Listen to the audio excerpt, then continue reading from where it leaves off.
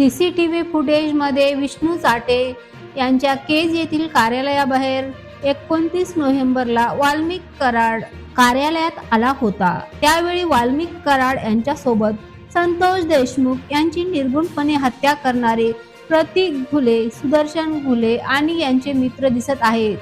विशेष म्हणजे संतोष देशमुख हत्या प्रकरणात संशयास्पद भूमिका राहिलेले आणि निलंबित झालेले PSI राजेश पाटील हे देखील वाल्मिक कराड यांना भेटल्याचे सीसीटीव्ही फुटेजमध्ये दिसत आहे।